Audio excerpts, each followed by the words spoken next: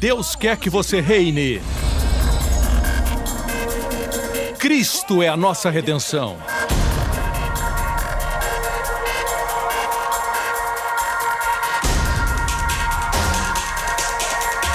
Deus é justo e faz o pecador justo.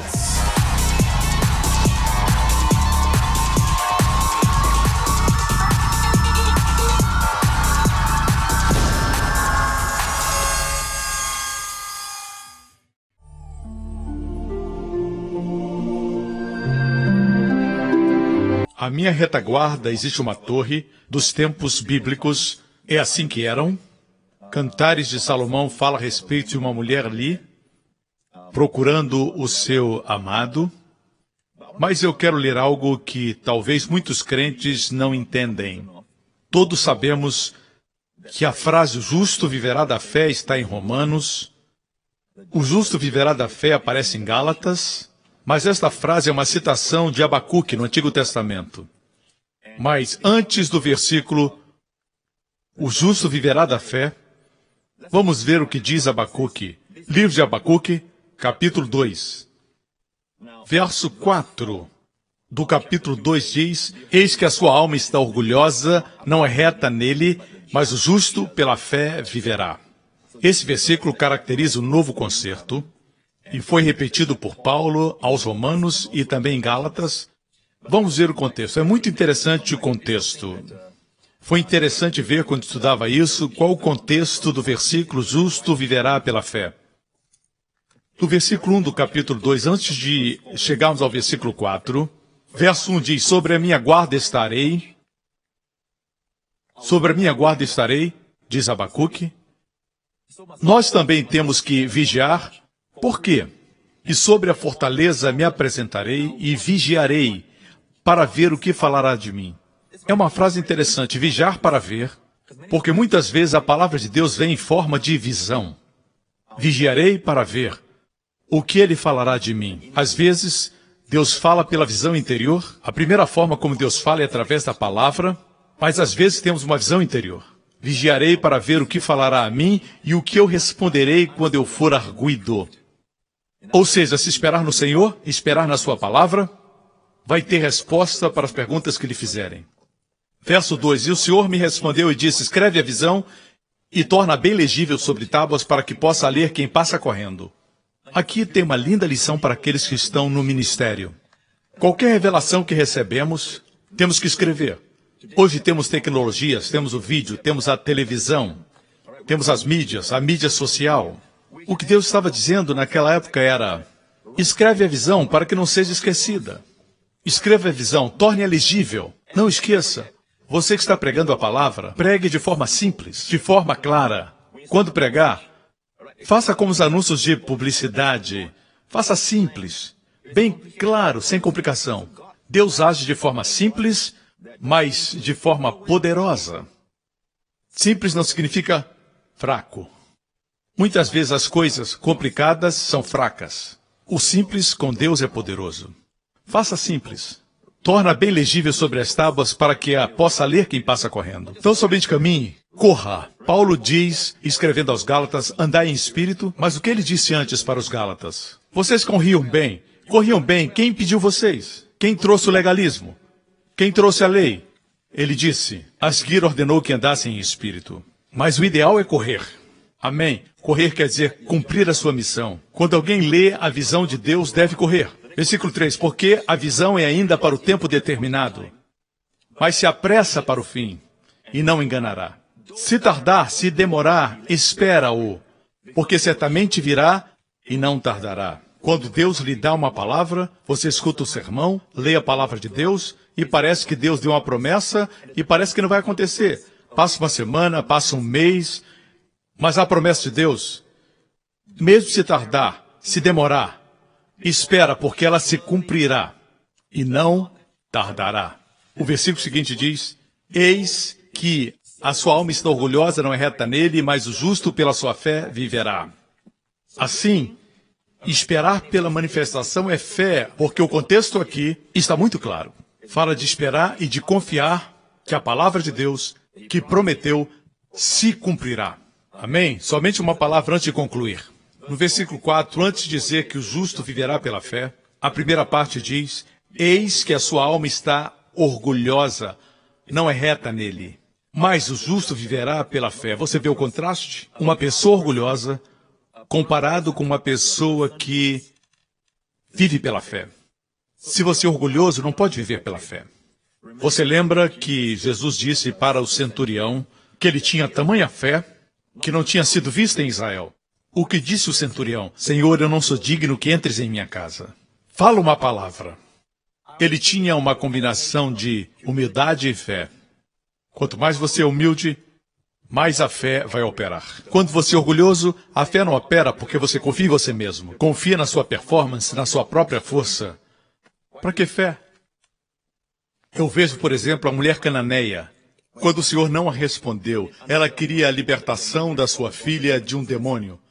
Ela era humilde. Quando o Senhor disse, eu fui enviado para a casa de Israel, ela estava fingindo ser israelita. Ela disse, Jesus, filho de Davi. Essa expressão só era usada pelos judeus. Ela fingia ser judia. E o Senhor não a respondeu. Mas ela persistiu. E Jesus disse, mas não é justo tirar o pão dos filhos e dar para os cachorrinhos. Essa é a palavra no grego, cachorrinhos. Aí ela assumiu o seu lugar humilde. Ela disse, até os cachorrinhos comem das migalhas que caem da mesa. E o que Jesus disse? Ó mulher, grande é a tua fé. Ela foi humilde. Assume seu lugar. Se Deus falou algo, assuma o seu lugar. Se Deus corrigiu você, assuma o seu lugar. Por quê? Fé e humildade caminham juntas. O orgulho e a fé não se combinam, assim como o óleo e a água não podem se misturar. Aqui aprendemos uma lição. Aqui onde primeiro foi mencionado o justo viverá pela fé. Nessa minha viagem a Israel, onde quer que eu passo, parece que Deus está falando comigo sobre os perigos do orgulho e a importância da humildade. Vimos a importância da humildade para liberar a fé. Amém.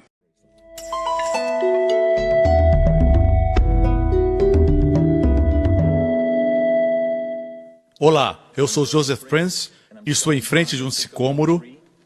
O sicômoro é mencionado muitas vezes nos evangelhos. Quero falar algo sobre o sicômoro. Aqui estamos na região de Betsaida, uma das cidades que viram poderosas obras do Senhor Jesus, mas o Senhor pronunciou sobre ela um ai. Ela recebeu tanta luz, tantos milagres, mas rejeitou o Senhor. Aqui nós estamos em Betsaida e temos a nossa retaguarda do sicômoro. É interessante que o Senhor se referiu ao sicômoro em relação com a fé. Jesus disse, se vocês tiverem fé do tamanho de uma semente de mostarda, que é uma das menores de todas as sementes, mas se tornam grandes. Mas começa com uma minúscula semente.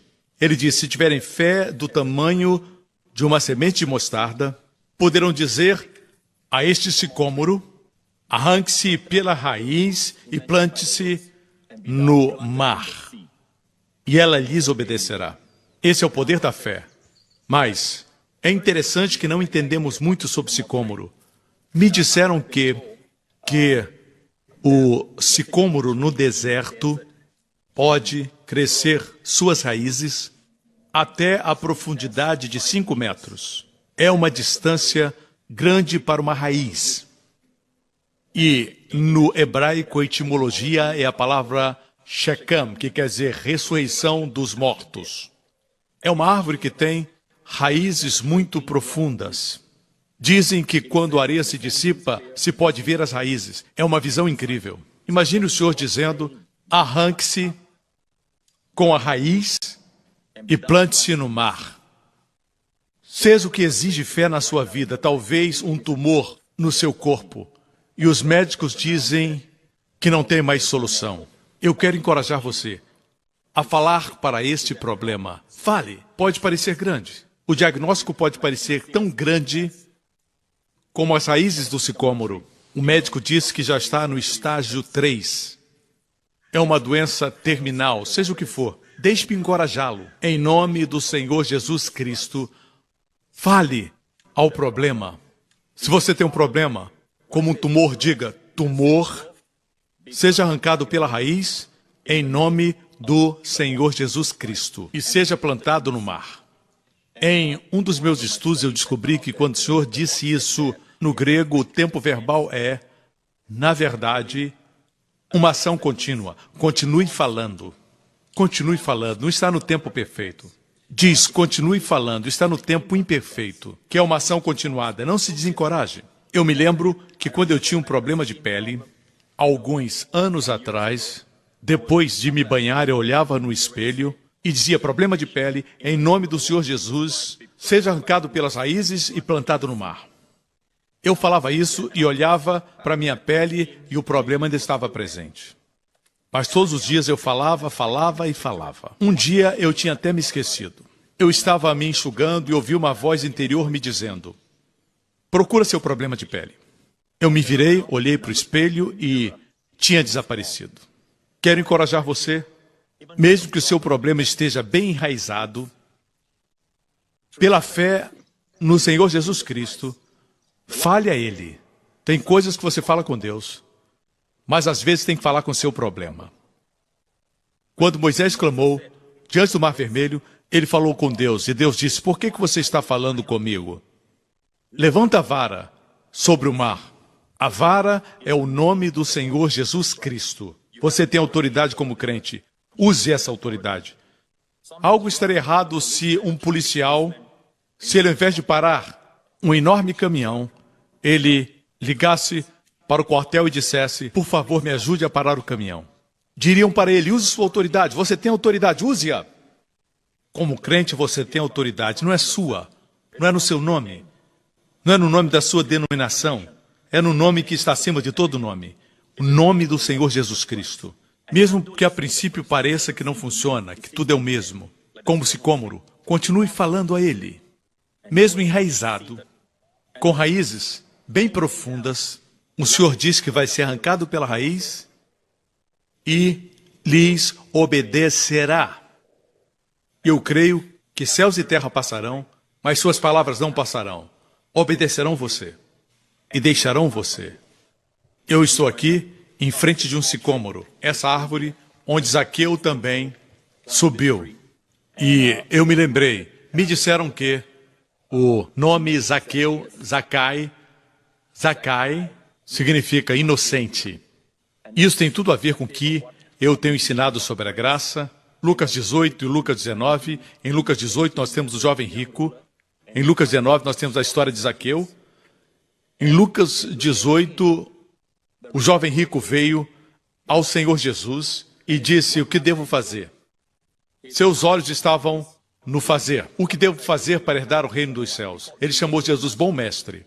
E o Senhor disse: se você quer me chamar de bom, reconheça que eu sou Deus, porque somente Deus é bom. Ele estava tentando elogiar o Senhor, mas Jesus percebeu que era só um elogio e ele disse: você me chama de bom, reconheça que eu sou Deus. A pergunta do jovem foi: o que devo fazer para herdar o reino dos céus? Jesus disse: você conhece os mandamentos? Honre seu pai e sua mãe, não matarás, não dirás falso testemunho. E o rapaz disse: tudo isso eu cumpro, desde minha meninice. A Bíblia diz que Jesus olhou para ele com amor e compaixão, e o Senhor disse: uma coisa lhe falta. Todas as vezes que você se orgulha por cumprir a lei, o Senhor vai dizer: uma coisa lhe falta. A lei foi dada para expor o seu pecado e não justificá-lo. E todas as vezes que você assume sua posição na lei, o Senhor diz: uma coisa lhe falta. Ele disse que cumpria tudo e o Senhor disse: uma coisa lhe falta. Vende tudo que você tem. Ele era muito rico e dá aos pobres. E a Bíblia diz que ele saiu entristecido. Esse é o primeiro mandamento. O primeiro mandamento diz: não terás outro Deus, nem mesmo Mamon. Este homem era controlado pelo dinheiro. O dinheiro era seu Deus. Ele foi embora. No capítulo seguinte, nós temos Zaqueu. O Senhor passou por Jericó e viu uma árvore como esta. Zaqueu era pequeno e subiu numa árvore para ver o Senhor. O Senhor olhou e disse: Zacai, Inocente, seu nome significa isso. Inocente, desça, ele era um cobrador de impostos. Naquela época ele era um traidor da nação, trabalhava para os romanos coletando impostos do seu povo. E aqui ocorre o escândalo da graça, bem ao pé do sicômoro, da figueira brava. Quando Zaqueu desceu, Jesus disse: Zacai, desça, vou comer na sua casa. Em Israel, nos tribunais, quando alguém era pronunciado inocente, falavam Zacai, inocente. O Senhor Jesus o proclamou inocente por causa da graça. Graça. Ele subiu na árvore para ver Jesus. Sempre que desejamos ver Jesus, Deus não nos vê mais em nossos pecados. Deus nos vê na justiça do seu Filho. E Ele imputa a nós justiça, nos declara inocentes. O que Jesus diz para ele, Zaqueus, ele o chamou pelo nome. É maravilhoso que o Senhor conhecia o seu nome. E Jesus disse, desça, porque hoje vou comer na sua casa. É incrível que o Espírito Santo colocou essas duas histórias lado a lado, Lucas 18 e Lucas 19. Por que o Espírito colocou essas duas histórias lado a lado? Para nos mostrar o que a lei não pode fazer. O Senhor deu a lei para o jovem rico e ele não deu nada. Jesus não disse, crê em mim, se quer ter a vida eterna. O homem se gloriava nos seus feitos. O que devo fazer para herdar a vida eterna? Por isso o Senhor lhe deu a lei. Quando Israel disse, tudo que o Senhor ordenar podemos cumprir, Deus lhes deu os 10 mandamentos. Ele se gloriava em si mesmo, por isso o Senhor não disse para ele, crê em mim. Mas Jesus lhe deu a lei e não pôde dar nem mesmo 1 centavo. R$1. Ele saiu. Mas, no capítulo seguinte, nenhuma lei foi dada para Zaqueu. Somente a graça. Nenhuma lei, só a graça. E o que aconteceu? No final da refeição, a Bíblia diz que o coração de Zaqueu se abriu. E ele disse, se defraudei alguém, vou pagar 4 vezes mais, a metade dos meus bens vou dar aos pobres. E o Senhor disse, salvação entrou nessa casa. Se fosse em hebraico, Jesus diria dessa forma, Yeshua entrou nessa casa, porque você é filho de Abraão. Em 2 ocasiões, Jesus menciona filho de Abraão ou filha de Abraão. Outro caso foi a história da mulher encurvada, por 18 anos. O Senhor disse para os fariseus, não devia esta mulher, que é filha de Abraão, ser solta dessa prisão, que estava sofrendo há 18 anos. E aqui ele fala de Zaqueu. Também este é filho de Abraão. Não todos os israelitas eram considerados filhos de Abraão ou filhas de Abraão, mas os que colocaram a sua confiança no Senhor Jesus Cristo. Esses são os que são chamados filhos de Abraão ou filhas de Abraão. Se você é filha de Abraão, qual a atitude do Senhor com respeito a você? Ele é o mesmo ontem, hoje e para sempre. Sua atitude é, não deveria essa mulher que é filha de Abraão ser livre? Como pode ser como o mundo? Como pode sofrer a maldição do mundo? Esse é o posicionamento do Senhor. Não devia essa mulher, não devia esse homem ser salvo? Uma vez que ele tenha fé em mim, uma vez que ela tenha fé em mim, não pode permanecer mais em prisão. Eu declaro para você em nome do Senhor Jesus, seja qual for a sua prisão, fale para esse problema em nome do Senhor Jesus Cristo. O mundo pode sofrer isso, mas Cristo já redimiu você. E você é filho de Abraão. É isso que Deus pensa. Você precisa ser livre da escravidão. Tem que ser livre dos seus vícios. Você tem que ser livre de tudo que eu libertei. Eu paguei o preço para você ser livre. Use o meu nome. Declare a sua liberdade. Eu decreto liberdade para você em nome de Yeshua HaMashiach. Eu ordeno que essa doença, essa enfermidade, no seu corpo, seja arrancada com a raiz e plantada no mar. Em nome do Senhor Jesus Cristo. No nome de Yeshua HaMashiach. Seja livre e abençoado, porque Ele ama você e deu sua vida para redimir você. Eu sou Joseph Prince, falando de Betsaida. Deus o abençoe.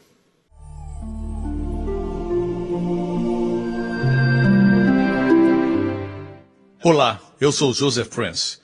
Eu estou na antiga cidade de Betsaida. Como pode ver, só estão as ruínas. E por que isso aconteceu? Betsaida é uma das cidades que o Senhor Jesus realizou grandes milagres. Ele a agrupou a mais duas, Cafarnaum e Corazim. Vou ler para você uma passagem que nós não escutamos com frequência. São os ais do Senhor Jesus. Você precisa entender, antes de lermos Mateus 11, em Mateus 10, 11 e 12, nós vemos a rejeição de nosso Senhor Jesus Cristo. O Evangelho de Mateus foi escrito para os judeus.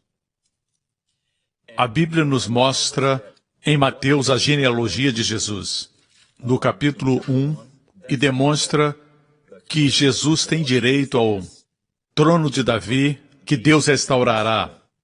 A primeira vinda de Jesus foi para a casa de Israel. Sim, ele veio para salvar o mundo, mas sua primeira vinda, como disse aos seus discípulos, eu fui enviado para a casa de Israel. Ele disse aos seus discípulos e evangelistas que tinham que ir primeiro para a casa de Israel e não para o caminho dos gentios, mas deviam ir primeiro aos judeus.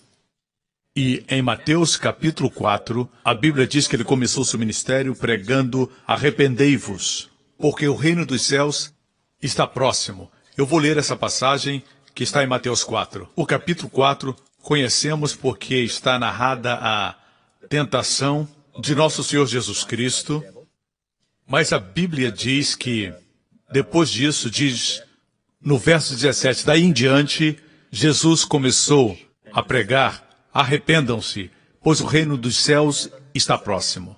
O que é o reino dos céus?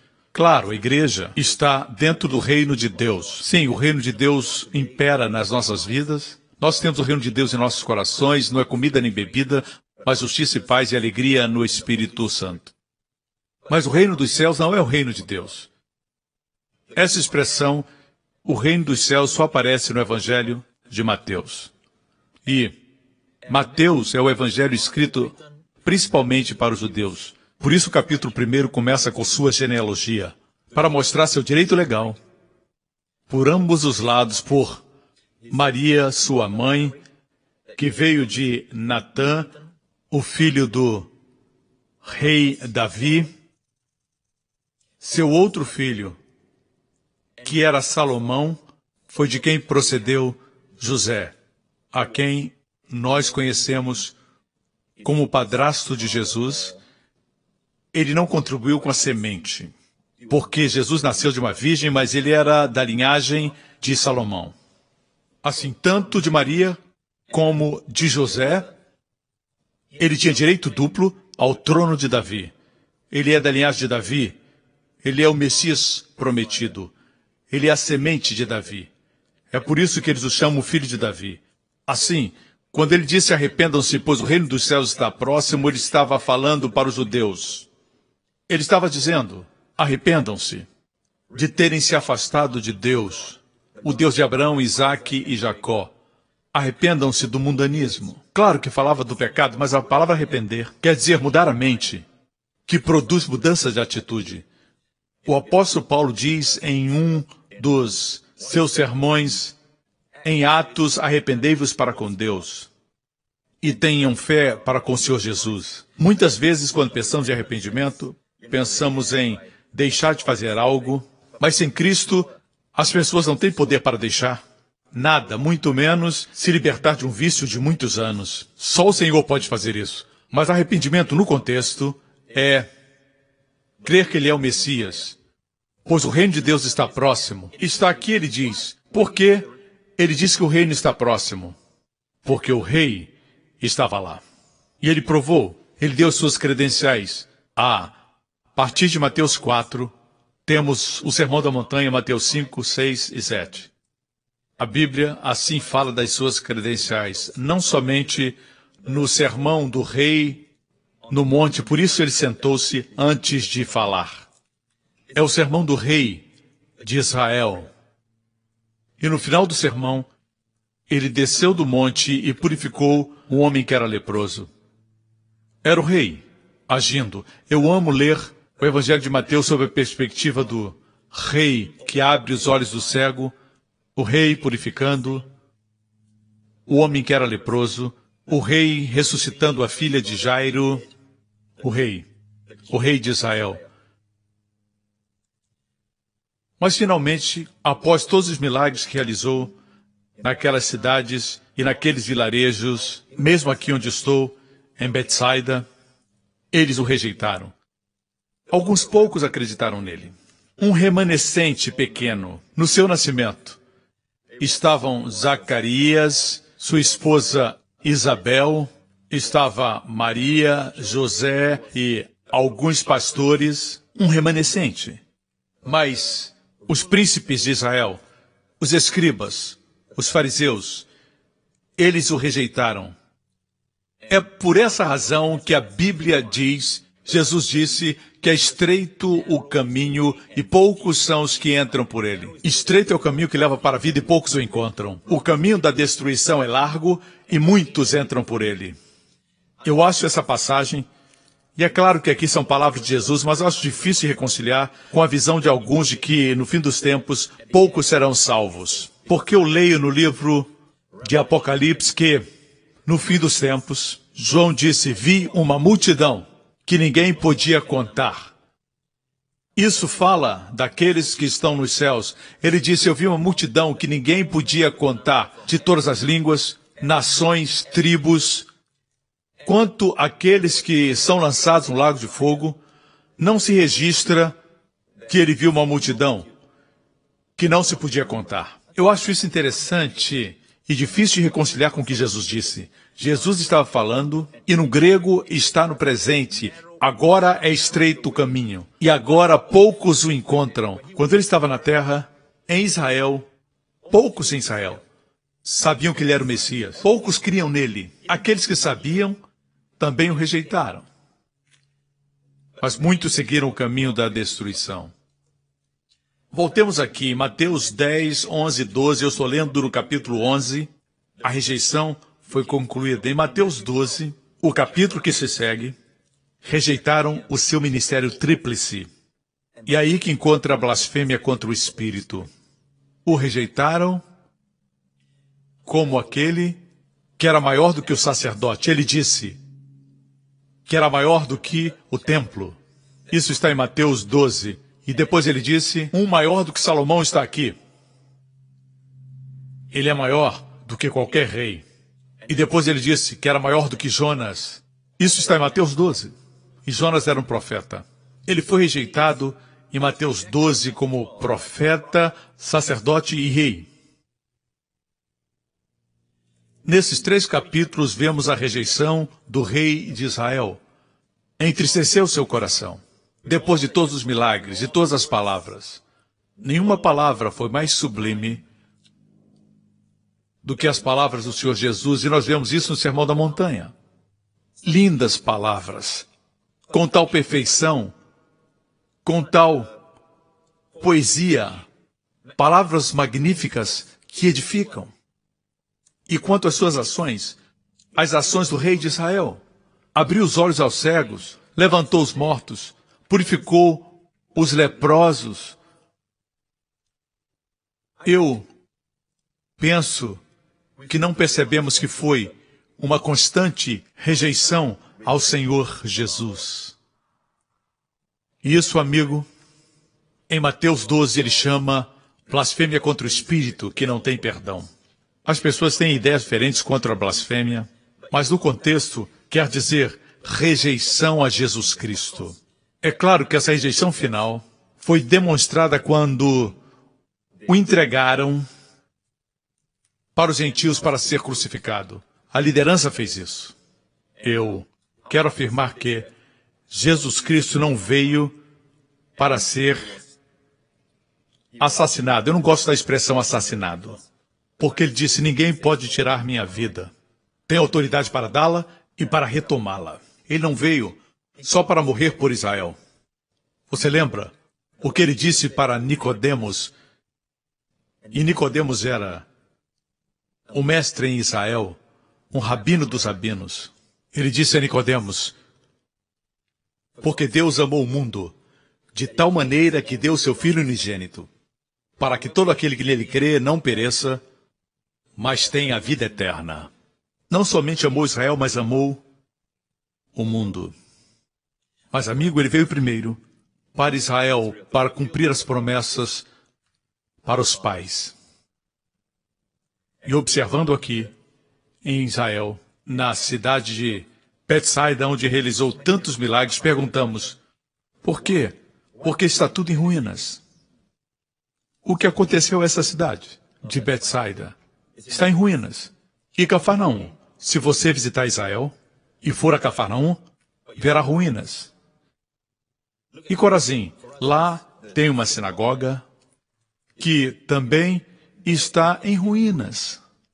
Mas Tiberíades, essa cidade existia no tempo de Jesus, mas não existe registro dele realizando milagres. Essa cidade ainda existe até hoje. Mas Betsaida, Corazim e Cafarnaum não existem mais. Restam somente ruínas. Mas em Tiberíades, ele não realizou grandes milagres. Eles não o rejeitaram. Quem recebe a luz, amigo, tem responsabilidade. Onde o amor e a graça são demonstrados, existe responsabilidade. Responder à graça. Amém? Essas cidades não fizeram isso. Como vou ler agora? Neste capítulo, Jesus usa duas palavras que nunca havia usado antes. Foi a primeira vez que as utilizou. Vou ler agora. Mateus 11:20. Então Jesus começou a denunciar as cidades em que havia sido realizada a maioria dos seus milagres, porque não se arrependeram. Ai de você, Corazim! Ai de você, Betsaida! Ai, essa é uma nova palavra. Jesus nunca tinha falado antes. Foi a primeira vez que usou essa expressão. Eu creio que não é sua natureza pronunciar juízo. A Bíblia diz em Isaías que a ira de Deus é uma obra estranha. Seu juízo é um ato estranho. Isso está em Isaías. O juízo não alegra a Deus, a misericórdia sim. Miqueias 6:8 diz, ele te declarou, homem, o que é bom e o que o Senhor pede de ti, que ames a benignidade, porque Deus ama a benignidade. Benignidade aqui é Hesed, que no Novo Testamento, na tradução hebraica do Novo Testamento, é a palavra graça. Deus ama a graça. E ele disse, ai de você, Corazim, ai de você, Betsaida, onde eu estou agora. Se os milagres que foram realizados tivessem sido realizados em Tiro e Sidom, há muito teriam se arrependido, cobrindo-se de cinzas. Mas eu lhes afirmo que no dia do juízo haverá menos rigor para Tiro e Sidom do que para vocês. Eu creio que existem graus de punição no inferno. Sim, o inferno existe. Jesus falou dele, e não é espiritual. Ele disse, onde seu bicho não morre e o fogo não se apaga. Assim como acredito que existem graus de galardão no céu. Diferentes posições. Sim, no céu ninguém vai se sentir triste. É um lugar de perfeita felicidade. Mas creio que tem graus, como vejo nas Escrituras. Uns no inferno vão receber poucos açoites, outros muitos açoites. É um lugar de sofrimento. O céu, porém, é um lugar de perfeita felicidade. Mas teremos graus de galardão e graus de bênçãos. Ele disse, haverá menos rigor para Tiro e Sidom do que para vocês, Betsaida e Corazim. Se os milagres que foram realizados entre vocês fossem realizados em Tiro e Sidom, já teriam se arrependido, cobrindo-se de cinzas. Mas eu lhes afirmo que no dia do juízo haverá menos rigor para Tiro e Sidom do que para vocês. Se refere a Betsaida e Corazim, a outra cidade. E você, Cafarnaum? Cafarnaum não está distante daqui. E você, Cafarnaum, será elevada ao céu e descerá até o Hades. O que quer isso dizer? Quando Cafarnaum foi exaltada, quando o rei estava lá, foi lá que ele ressuscitou a filha de Jairo, curou o servo do centurião. Amém. Foi lá que a mulher do fluxo de sangue foi curada. Lá ele expulsou os demônios daquele homem na sinagoga. Ele disse, você foi levado ao céu porque o rei estava lá, mas descerá até o Hades. A cidade nunca foi reconstruída. Eu não creio que as autoridades de Israel estejam tentando cumprir as palavras de Jesus. Sabemos que muitos israelitas hoje necessitam o evangelho de Jesus, mas não creem nas palavras de Jesus e não creem que ele é o Messias. A Bíblia diz que estão parcialmente cegos, mas serão curados. Aleluia. Ai, foi a nova palavra que Jesus usou. Não faz parte da sua natureza. Diz aqui, naquela ocasião Jesus disse, na ocasião que falava aqueles ais, Jesus disse, eu te louvo, Pai, Senhor dos céus e da terra, porque escondeste essas coisas dos sábios e cultos e as revelaste aos pequeninos. Sim, Pai, pois assim foi do teu agrado. Veja, as coisas de Deus só são reveladas aos pequeninos, os bebês. Como é um bebê? Um bebê confia. Se um estranho chegar para levar um bebê, ele vai permitir que ele o faça. Os bebês confiam na mãe. A mãe pode deixar o bebê cair. O bebê confia. Confiar faz parte da natureza dos bebês. Jesus disse que o Pai revelou preciosas verdades aos pequeninos, mas escondeu essas coisas dos sábios e cultos e revelou aos pequeninos. Não sejamos inteligentes ao ponto de pensarmos que sabemos tudo. Pensarmos que somos espertos, nossa forma, nosso jeito de ser, nossos esquemas. Quando nos aproximamos da Bíblia, não vamos nos aproximar sem orar. Não vamos ler a Bíblia só com a nossa mente. Deus não vai revelar nada para você.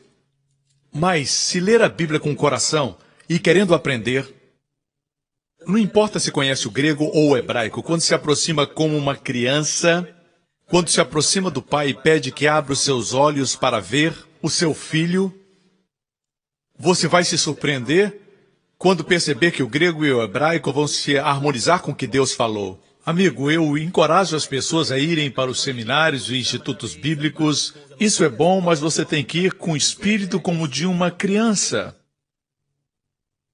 E não ser como os fariseus que achavam que conheciam a Bíblia, e o Senhor disse, conhecerão a verdade, e a verdade libertará vocês. Veja bem, aqui o Senhor Jesus, imagine isso, está pronunciando um ai, e a Bíblia diz, naquela ocasião, agradeceu ao Pai. Eu vejo excelência moral no Senhor Jesus Cristo. Quando desanimamos, o nosso desânimo é total. Mas quando Jesus estava triste, ao mesmo tempo ele glorificava o Pai. É linda a plenitude do seu ser. E ele disse, todas as coisas me foram entregues por meu Pai, ninguém conhece o Filho senão o Pai, e ninguém conhece o Pai a não ser o Filho, e aqueles a quem o Filho quiser revelar. Eu oro a Deus, e quando abro minha Bíblia, digo, Senhor, revela o seu Filho para mim. Amém? Não é a vontade do homem, mas a vontade de Deus. E temos que pedir a Ele como uma criança, ensinável, confiante. Quero concluir falando como o Senhor terminou esse discurso. Ele disse assim, venham a mim, todos os que estão cansados e sobrecarregados, e eu lhes darei descanso. Tomem sobre vocês o meu jugo e aprendam de mim, pois sou manso e humilde de coração, e encontrarão descanso para as suas almas, pois o meu jugo é suave e o meu fardo é leve. Aqui está a próxima nova palavra. Venham. Ele nunca tinha usado essa palavra. É a primeira vez que ele usa essa palavra, venham. Ou seja, entre aqueles que não acreditavam nele, entre aqueles que o rejeitaram, venham. Todos vocês que estão cansados e sobrecarregados. O que é isso? Esse cansado não é o cansaço do trabalho, todos trabalhamos, mas aqui fala de tentar agradar a Deus. Cansados de tentar ser aceitos, cansados da lei. Ele disse, venham e lhes darei descanso. Venham a mim todos os que estão cansados e sobrecarregados. Ele tem descanso para você. Quando nos aproximamos de Jesus, recebemos descanso para a nossa consciência. Descanso do pecado. Existe outro descanso. Não é um descanso dado, é um descanso encontrado. E eu vou concluir. Ele diz, tomem sobre mim o meu jugo e aprendam de mim, pois sou manso e humilde. O que aprendemos dele? Tome meu jugo como o jugo dos bois. Tomem meu jugo. Se 2 bois têm um jugo e um boi é mais alto, isso vai machucar o pescoço do outro. Tem que estar no mesmo nível. O Senhor Jesus e nós Se o Senhor Jesus era humilde e gentil, temos que ser humildes e gentis. Temos que aprender a ser humildes. Ele disse, aprendam de mim, pois sou manso e humilde de coração. Não em ações. Alguns querem ser humildes, mas só em ação. Ele disse de coração. Aprendam de mim, pois sou manso e humilde de coração, e vocês encontrarão descanso para as suas almas. Pois meu jugo é suave e o meu fardo é leve. A razão porque às vezes estamos cansados, apesar de termos recebido descanso para a nossa consciência do pecado, temos cansaço na alma. Diz, encontrarão, não o descanso que é dado, mas o descanso que é encontrado para as suas almas, sua mente e suas emoções. Ele promete que, se você aprender dele a ser manso e humilde, encontrará descanso para a sua alma. Muitas vezes a razão por que ficamos ansiosos é porque falamos, como ele pode dizer isso para mim? Esse é o meu lugar, é o meu lugar de sentar na igreja, como é que essa pessoa ocupou meu lugar? Como fez isso comigo? Como ousou dizer isso para mim? É por essa razão que muitas pessoas estão cansadas, porque são orgulhosas. Se você diminuir, se você se humilhar, ninguém vai poder diminuir você. Mas Deus pode exaltá-lo. Amigos, ao analisarmos isso, vamos aprender as lições de Betsaida.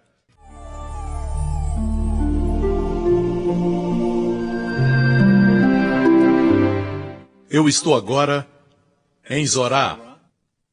Esse nome é conhecido por causa da história de Sansão. Zorá e Estaol, do outro lado. À minha retaguarda está o vale de Soreque, de onde veio Dalila, e lá adiante está Timinate, também mencionada na história de Sansão. Eu gosto de trazer grupos aqui, principalmente porque é um lugar interessante para os jovens. Às vezes, uma das coisas que eles dizem é que no tempo da Bíblia não existia internet. Mas Sansão tinha a sua internet. E essa era a sua internet. Ele tinha as mesmas tentações que os jovens de hoje. Eles dizem que existem tentações que as pessoas da Bíblia não tinham, mas Sansão teve as mesmas tentações. Olhando para o vale de Soreque, aqui nesse lugar você pode até escutar o latido dos cães, certo? E o cão está lá embaixo. E o som é trazido aqui para cima. Não somente Sansão podia ver os filisteus lá embaixo, suas festas, suas orgias, mas também podia ouvir o som. E ele foi tentado. A Bíblia diz que ele desceu ao vale de Soreque. Temos que cuidar com o que vemos, porque quando vemos, acabamos agindo. Aqui nós temos uma lição, e aqui em Zorá, a Bíblia nos diz que nessas montanhas, nessa montanha onde estou, Sansão caminhou por essas trilhas. Quero compartilhar algo que está no meu coração na história de Sansão. É uma área em que muitas pessoas não entendem com clareza, porque quando o jovem rico se aproximou de Jesus, ele disse, bom mestre, o que devo fazer para herdar a vida eterna? E Jesus disse para ele, por que você me chama bom? Não existe ninguém bom, somente Deus. Assim muitas pessoas têm ideias meio estranhas sobre essa passagem. Eles dizem, veja, ele não é Deus, porque ele disse, não existe ninguém bom, somente Deus. Mas deixe-me compartilhar na história de Sansão a respeito dos seus pais. Quando o anjo do Senhor apareceu a Manoá, e também para a mãe de Sansão, a esposa de Manoá, e a Bíblia diz que ele deu instruções a respeito do nascimento de Sansão e como ele deveria ser criado. E veja a passagem em Juízes 13. Eu vou ler esse texto. A Bíblia diz no versículo 15, então Manoá disse ao anjo do Senhor. Este anjo era um anjo comum como os outros anjos do Senhor ou era o anjo? Porque o anjo do Senhor, no Antigo Testamento, muitas vezes se refere ao Messias, se refere a Jesus Cristo em forma pré-encarnada. Eu vou dizer o porquê. Antes, deixe-me ler para você Marque aí Juízes 13 e vamos para Isaías, capítulo 9. Em Isaías, capítulo 9, nós temos uma passagem que diz: porque o menino nos nasceu, um filho se nos deu, e o principado estará sobre os seus ombros. Porque o menino nos nasceu, um filho se nos deu. Como menino, ele nasceu. Como filho, ele foi dado. Menino fala da sua humanidade. Filho fala da sua deidade. Ele existia antes de se tornar menino. Ele foi sempre o filho.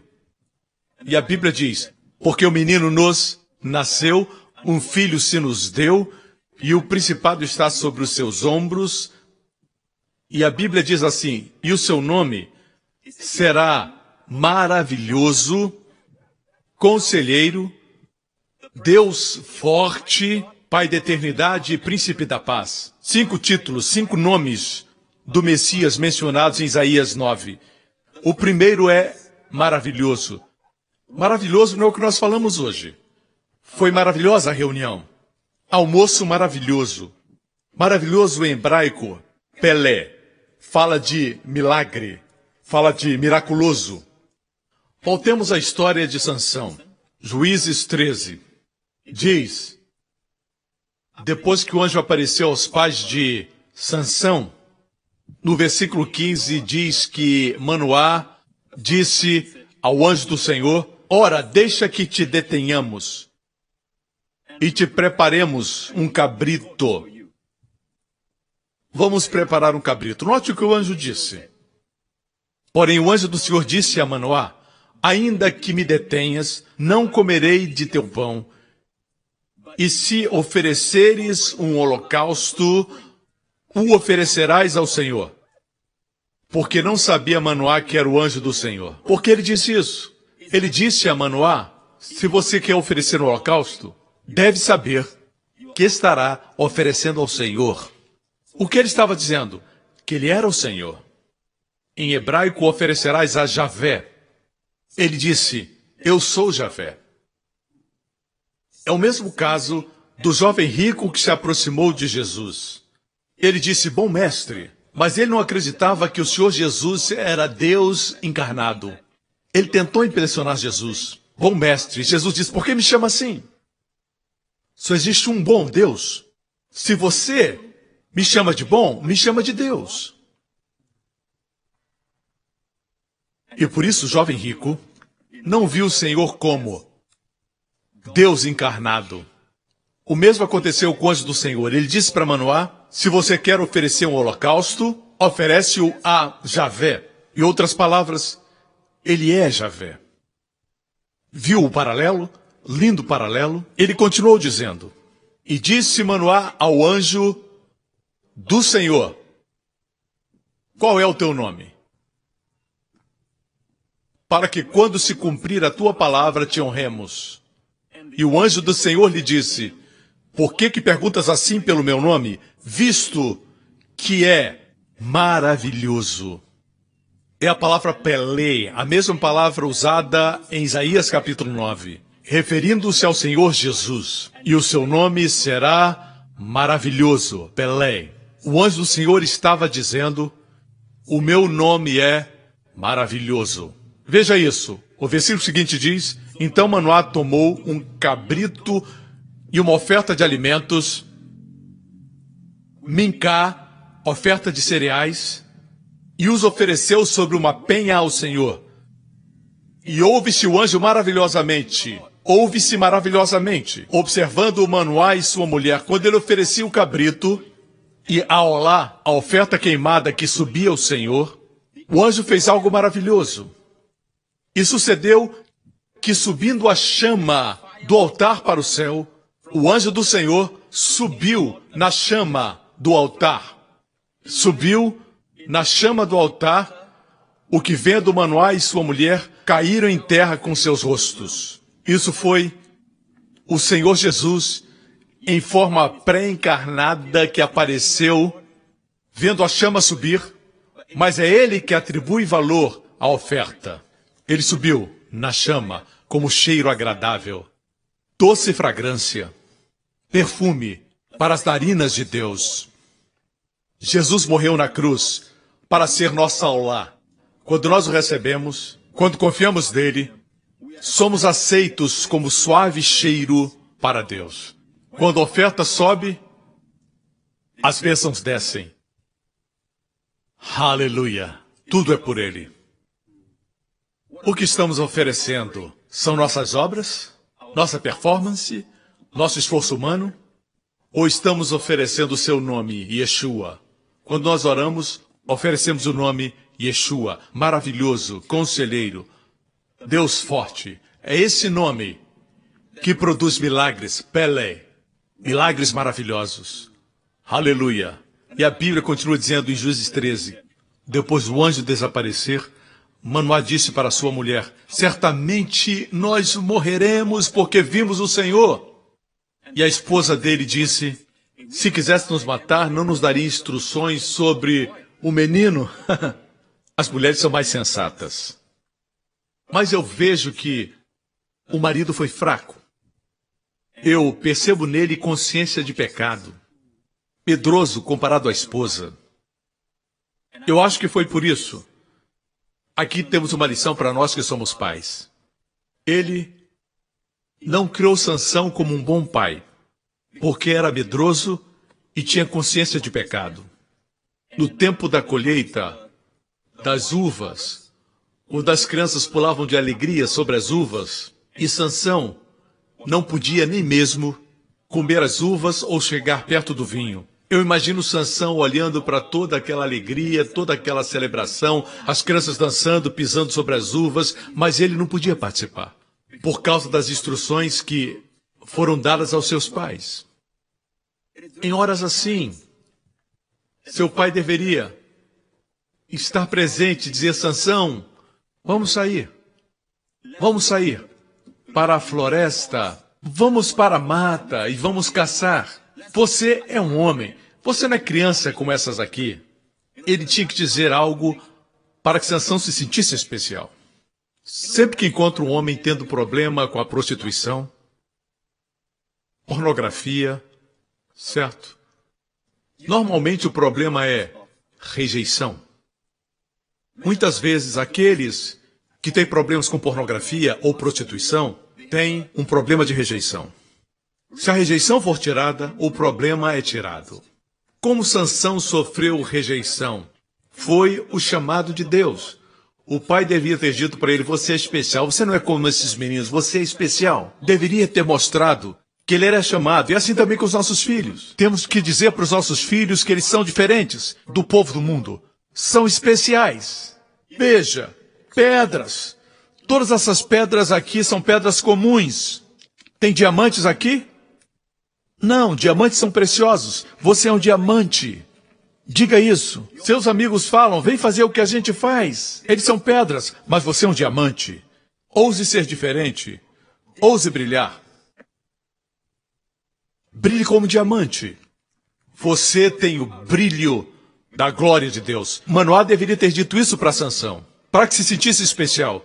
Mas a chamada de Deus se tornou, baseado na interpretação dele, um motivo para não se alegrar e não celebrar. Ele era diferente dos outros, seus cabelos eram longos, um menino que parecia uma menina, zombado pelos seus amigos. Não é de admirar que tinha problema com a prostituição. Se sentia rejeitado. Eu oro para que, como pais, vocês reafirmem seus filhos.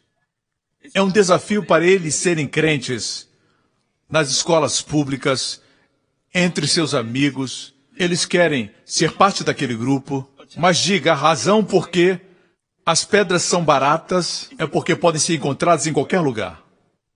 Mas os diamantes são caros, porque são raros. Você é um diamante. Deus chamou você. Você é especial. Por isso eu digo, reafirme seus filhos. Como o Senhor Jesus, antes de ter realizado qualquer milagre, saindo do Rio Jordão, o Pai disse, você é meu filho amado, e em você eu tenho prazer. E o Senhor Jesus foi para o deserto para ser tentado por 40 dias e 40 noites e voltou no poder do Espírito Santo. Todo filho merece que o pai lhe diga: você é precioso, você é o meu amado.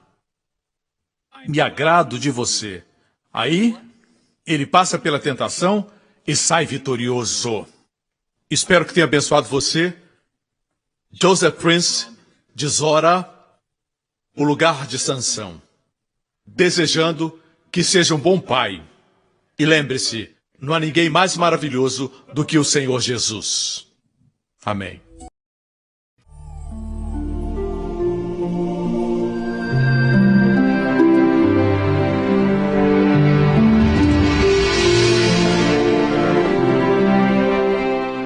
Olá, eu sou Joseph Prince e agora, como pode ver, a minha retaguarda está ao Mar da Galileia e estou na área onde foi dado o Sermão da Montanha. Se nós focalizarmos à minha esquerda, vamos ver onde as pessoas estavam assentadas. Eu estou no lugar onde as pessoas estavam assentadas em todo este vale aqui. E Jesus estava sentado lá em cima, onde está aquele prédio. A acústica aqui é incrível. Se você estiver lá, eu aqui posso ouvir o que você está falando. Eles o escutavam pregar cada palavra, aqui onde estavam assentados. Eu achei esse o lugar perfeito para compartilhar o que tenho no meu coração, com respeito a uma profecia falando dessa área, porque Jesus realizou 2/3 dos seus milagres nessa região, às margens desse mar, nas montanhas e vales das cidades da Galileia. 2/3 dos seus milagres. Ele fez mais milagres aqui do que fez em Jerusalém. Eu creio porque Jerusalém era um centro religioso e os religiosos sempre obstruíam o fluir da sua graça e seus milagres. Graça e justiça própria, como água e óleo, não se misturam. Na verdade, quando a graça se encontra com o pecado, perdoa os pecados. Quando a graça se encontra com a necessidade, supre a necessidade. A única coisa que obstrui a graça, encontramos em Gálatas, capítulo 5, que diz que caímos da graça quando pecamos? Não. Quando você tenta ser justificado pela lei. Se procura justificação pela lei, cai da graça. Agora, quando você cai em pecado, você cai sobre a graça e a graça pega você e o restaura. As pessoas têm a ideia de que quando caem em pecado, permanecem lá. Não, não, não. É quando se cai em pecado que se encontra a graça de Deus. E a coisa mais importante é introduzir essa pessoa à graça. E ela se levanta, porque a graça tem o poder de levantar. Amigo, quero ler uma profecia em Isaías a respeito dessa região. Isaías capítulo 9. Vamos ler no profeta Isaías, no Antigo Testamento. Isaías 9. Vou compartilhar neste capítulo. Contudo, não haverá mais escuridão para os que estavam aflitos. No passado, ele humilhou a terra de Zebulon e de Naftali, nessa região que estamos, a região de Zebulon e de Naftali. Mas no futuro honrará a Galileia, 2 gentios, o caminho do mar junto ao Jordão. O povo que caminhava em trevas viu uma grande luz. Sobre os que viviam na terra da sombra e da morte, raiou uma luz. Essa profecia foi citada no Evangelho de Mateus. Em Mateus, capítulo 4, versículo 12. Quando Jesus ouviu que João tinha sido preso, voltou para Galileia e, saindo de Nazaré, foi viver em Cafarnaum, que fica logo ali, no outro lado dessa montanha. Foi viver em Cafarnaum, que ficava junto ao mar, na região de Zebulon e Naftali, para cumprir o que fora dito pelo profeta Isaías. Terra de Zebulon e Naftali, caminho do mar, além do Jordão, Galileia dos gentios. Tinham muitos gentios aqui. Essa foi a razão porque Jesus fez tantos milagres aqui. Os gentios não conheciam a lei, não tinham justiça própria, sabiam que eram pecadores. Mas quando encontravam a graça de Deus, o poder de Deus e os milagres fluíam. Deixe-me continuar a profecia citada em Mateus, profecia de Isaías, O povo que vivia nas trevas viu uma grande luz, e sobre os que viviam na terra da sombra da morte raiou uma luz. Diz que esse lugar, por causa dos gentios que tinham adoração a ídolos, idolatria, a nova era e todo tipo de superstição, mas ainda assim Jesus realizou muitos milagres aqui. Por exemplo, não existe registro que Jesus tenha expulsado nenhum demônio de alguém em Jerusalém, porque os religiosos não permitiam adoração a ídolos lá. Eu creio que essa é a razão porque as pessoas são possuídas por demônios, por causa dessas práticas da nova era que permitem entrar em suas casas. Mas aqui Jesus fez muitos milagres porque estavam, como a Bíblia diz, na sombra da morte. Toda essa área, a Galileia dos gentios. E nessas sombras de morte, uma luz brilhou, uma grande luz, sobre os que viviam na terra da sombra da morte. Isso me lembra do Salmo 23. Ainda que eu ande pelo vale da sombra da morte, não temerei mal algum, porque estás comigo. Essa é mais uma profecia do Senhor. Apesar de ser uma declaração verdadeira, também é uma profecia que o Senhor viria a Galileia. Ele é a luz que brilhou sobre os que viviam na sombra da morte. Se você sente que a sombra da morte está sobre você, você recebeu um diagnóstico ruim dos médicos, eu quero dizer, você não está me assistindo por acaso. Uma grande luz está brilhando na sua vida. O seu nome é Jesus Cristo. Ele ama você, amigo. Ele ama você. Quero dizer algo sobre essa profecia. Nós vemos que existe uma diferença, porque quando Mateus citou, ele deixou uma frase de fora da profecia de Isaías. Em Isaías 9 diz assim: a terra de Zebulon e de Naftali. Vamos ler um pouco antes. A frase que vem antes. No passado, ele humilhou a terra de Zebulon e Naftali. A palavra humilhou é uma referência dupla da palavra hebraica kalau. Kalau é usada para amaldiçoar, humilhar alguma coisa ou desprezar. É usada duplamente. No passado, ele humilhou a terra de Zebulon e de Naftali, a Galileia dos gentios, em função de toda a idolatria que estava acontecendo aqui. Ainda assim, onde o pecado abundou, a graça superabundou. Vou ler mais uma vez. No passado, ele humilhou a terra de Zebulon e Naftali, mas no futuro honrará a Galileia dos gentios, o caminho do mar, junto ao Jordão. O povo que caminhava em trevas viu uma grande luz. Amigo, para aqueles que leem suas Bíblias em hebraico, verão que a palavra honrará também é o uso duplo da palavra hebraica kavod, que é glória, peso. Pode ser glória e pode ser honra. Existe um jogo de palavras aqui que intriga os eruditos. Ele, na verdade, humilhou a Galileia ou ele honrou a Galileia, essa região? Se você responder os dois, não estará errado quanto à exegese. Pode ser qualquer um dos dois, mas eu creio que, a propósito, outras versões da Bíblia dizem que ele a envileceu e nos últimos tempos a enobreceu. Eu creio que esse contraste entre humilhar e a palavra kavod, honrar, foi escrita para ser assim, dependendo de quem estaria lendo e em que época. Porque esse lugar foi oprimido, esteve sob juízo, sob maldição.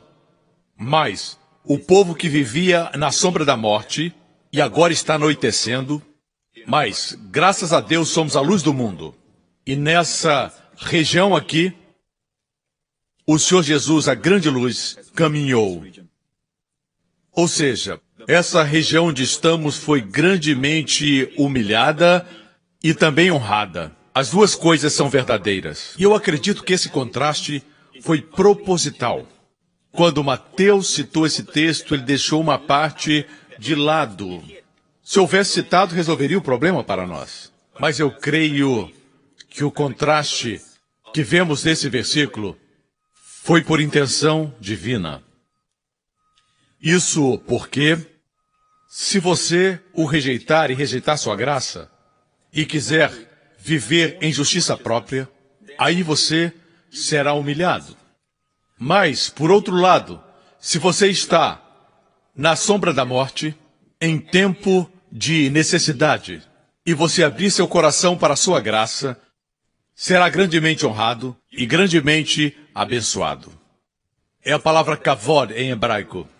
Essa região presenciou o Senhor Jesus andando entre eles, limpando os leprosos, abrindo os ouvidos dos surdos, os olhos dos cegos, e ainda assim o rejeitaram. Assim, o mesmo lugar que havia sido grandemente honrado, antes havia sido oprimido, e voltaram a ser humilhados porque rejeitaram a Jesus, por isso foram amaldiçoados. Jesus pronunciou julgamento sobre Corazim, Cafarnaum, todas essas cidades ao redor do mar da Galileia e Betsaida, porque o rejeitaram. Veja, nessa mesma passagem, e eu vou concluir, depois de dizer o povo que caminhava em trevas viu uma grande luz, sobre os que viviam na terra da sombra da morte raiou uma luz, diz, aumentaste a sua alegria, eles se alegram diante de ti como os que se regozijam na colheita. Isso já aconteceu?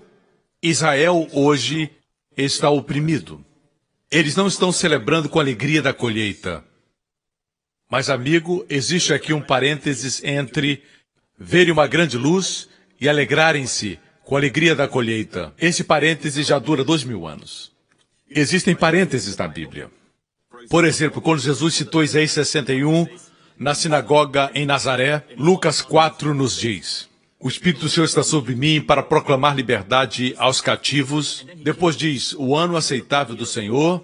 Em Isaías continua, o dia da vingança do nosso Deus. Amigo, quando Jesus chegou no ano aceitável do Senhor, ele parou e fechou o livro. Enrolou o pergaminho.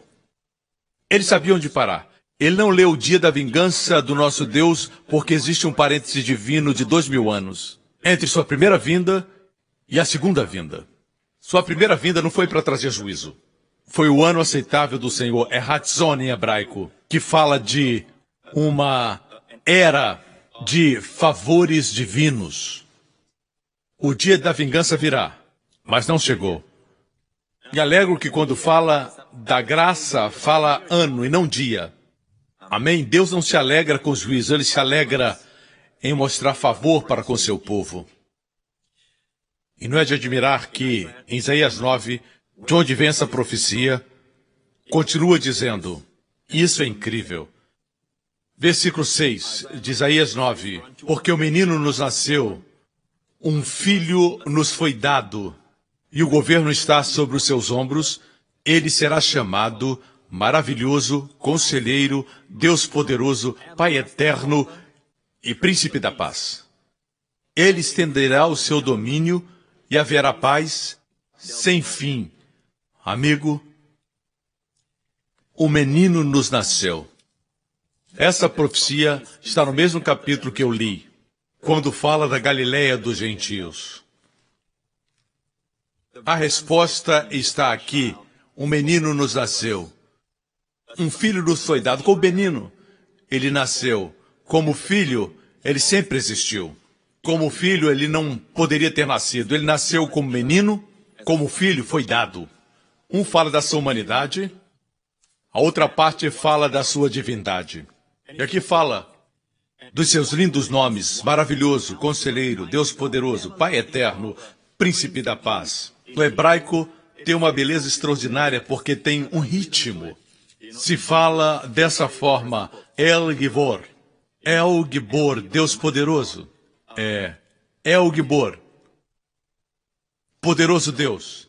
Aviad, Pai da eternidade. Sar Shalom, Aviad, Sar Shalom. El Gibor tem um ritmo. E Isaías é um livro poético, na verdade. A poesia está bem presente no hebraico. Mas, amigo, veja isso. Ele estenderá o seu domínio e haverá paz sem fim. É impossível descrever como será no futuro, quando Cristo vier reinar na terra. O aumento da sua paz e do seu governo não terá fim. Nós pensamos que o céu será tudo. Não, amigo. O seu governo vai continuar crescendo e expandindo. E o aumento da nossa paz vai também continuar crescendo. Dá para você imaginar isso? É incrível. Isso nos maravilha. Nos diz aqui que o governo estará sobre os seus ombros. Deixe-me concluir com isso. O governo estará sobre os seus ombros. Onde está o governo da sua vida? Nos seus próprios ombros? Ou nos ombros de Jesus? Os ombros são um lugar de força, um lugar de poder. Diz que o governo estará sobre os seus ombros.